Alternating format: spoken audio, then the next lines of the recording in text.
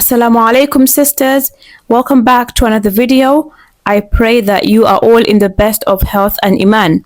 My name is Zahra and I make a lot of content to help Muslim women learn more about their deen, and I speak a lot about wifehood, womanhood and motherhood. If this is your first time coming across my content, please subscribe, follow me on Instagram and like this video. Okay, so today we are going to be talking about 7 things that every new Muslim woman should know about marriage. These are things that are important for every Muslim woman to know, but when it comes to our new Revert sisters, it's even more important. So the first point I want to mention, and this is the most important point, so I need to make sure that I say it at the beginning. Islam is perfect, but Muslims are not. So if you get married to a Muslim man, or if you're in a relationship with a Muslim man, please do not judge Islam on his bad treatment. If he treats you badly or does things that are not permitted, do not let that push you away from Islam. Do not lose your deen, do not lose your faith over a man. It's just not worth it. Islam is perfect, okay? And if your husband for any reason does anything that is unfair or unjust, do not put that on Islam and do not let that push you away from your deen. That's really important to know, because it's so sad when we hear stories about Muslim women that embrace Islam and then they get married and their husband doesn't treat them well and they end up, leaving Islam. That is really, really sad, okay? And dear sisters, just make sure that you're aware of that before you even go into the marriage. The second point to mention is take your time to understand the rights and responsibilities of a Muslim wife. This will protect you from being taken advantage of in your marriage, and it will let you know what to expect in a marriage with a Muslim man. In Islam, the husband is the leader of the home, okay? He's the authority in the home. And this is a good thing, but a lot of people can take advantage of it. So as a new Muslim woman, without knowing your rights and your responsibilities, it's easy for you to be taken advantage of. So make sure you're reading some books, you're doing your research to know exactly what your rights are and exactly what is expected from you. So some of your rights include the right to accommodation, the right to provision, and the right to be treated kindly and honorably. These are your rights. Take the time to really learn about your religion first and to give yourself a solid foundation before you go and get married. Don't let someone else be the main source of where your faith is coming from.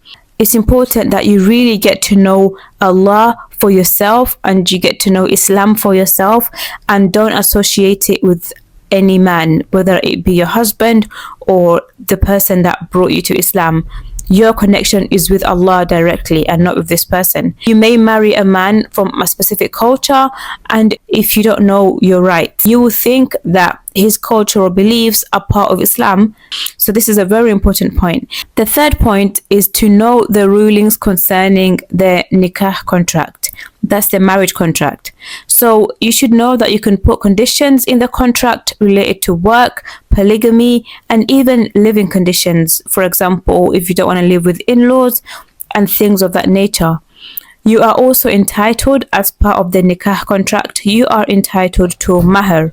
So choose a good amount of mahr. Don't be afraid to choose a good amount, and don't feel shy to specify exactly what you want for your mahr. A lot of sisters feel that they have to be really modest with what they ask for so that they are not seen as taken advantage, or they're not seen as getting married just for the money. But in Islam, this is a right that every woman has. And please, sister, don't choose something like $1. I've seen sisters that choose really low mahr. You should choose something that is the norm in the society, in the community that you live in. Remember that if he can't afford it at the moment, he can pay in installments. The fourth point is, do not feel obligated to marry somebody just because he is the one that introduced you to Islam. Don't feel pressured to get married quickly either. If you have any concern about his intentions for marrying you, or if you really do want to marry him, then do not feel forced into this marriage. You don't owe him to marry him because he's the one that introduced you to Islam. You don't. Don't feel pressured to marry him. It has to be said that some men think it's just easier to marry revert sisters because they don't know their rights. They'll accept any sort of treatment. So it's important that you stand firm on your rights and you do not have to be forced into any marriage that you are not willing to go into. The fifth point I want to mention is that it's important to involve your family in the marriage process as much as possible, even if they are not Muslim. If you are on good terms with your family members, you're speaking to each other, your parents, your brothers, your uncles, your aunties, try and get them involved in the process as much as possible. Do not isolate yourself. Just because you've become Muslim, that's great, alhamdulillah, but Islam does not teach us to isolate and leave our family behind that are no longer Muslim, especially your parents. Your parents still have a lot of rights over you, even if they are not Muslim, okay? So if possible, get them involved in the process. Let them meet the man that you plan to marry. Let them have conversations with him, discussions with him, and judge his character and tell you what kind of person they think he is. It's important that your husband knows that you have a family, you have a support system that love you and value you, because this helps him to realize your value as well, and that he can't just, take advantage of you. The sixth point to mention is please do not ever, under any circumstances, agree to be a secret wife. If your husband is not willing to tell his family about you before the nikah, then walk away. That is very, very much a red flag. You are not supposed to be in marriage with a man who is keeping you a secret, who is not telling his family about you. Until he's ready to tell them about you, do not agree to marry him. Do not agree to do the nikah contract with him.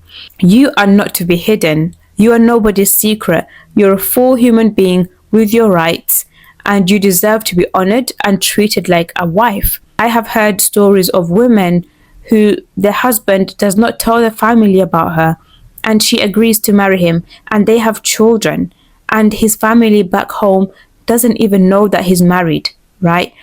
And then eventually he will find another wife back home and go and marry her, and the whole family will think that's his wife. So now this first wife, who was a secret, is just kind of left there wondering what to do with her life and the children, and it's really, really sad. It's so unfair. So do not accept to be a secret wife. I promise you, you can find someone better, bi'idhnillah, or Allah will decree something better for you. The seventh point is to learn what's permissible in terms of intimacy in Islam. So there's a lot that comes with this topic. There's a lot of rulings in terms of ghusl, what to do after intimacy, and things of that nature. There's rules around hygiene and hair removal that may be different to what you're used to before Islam. So it's very important that you know about these rulings, and it's important that you know what is permitted and what is not permitted, what you can do in intimacy and what you cannot do in intimacy.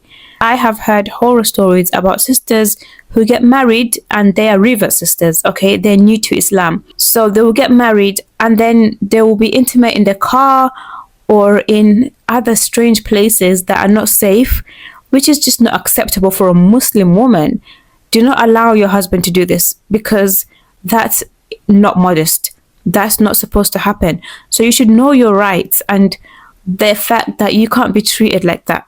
The final point that I want to say, sisters, is build a support system within the Muslim community. Before marriage or after marriage, it's important that you connect with other Muslim women.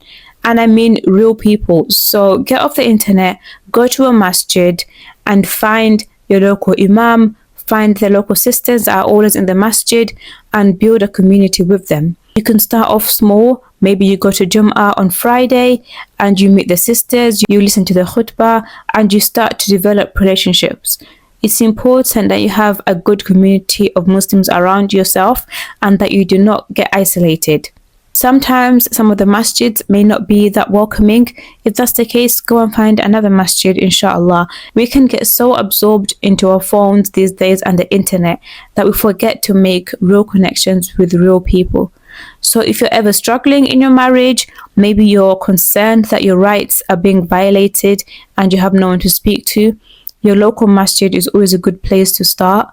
The local imam or maybe some older women in the masjid may be able to help you out. I do want to mention about my ebook, which is called An Intimate Guide for the Muslimah Bride. This would be excellent for revert sisters who want to learn about what's permitted, what's not permitted, and so many other rulings, ghusl, hygiene, and femininity, confidence, all of that. So I will leave a link to that book in the description. I hope that this video was helpful. Jazakallah khair for being here. Assalamu alaikum wa rahmatullahi wa barakatuh.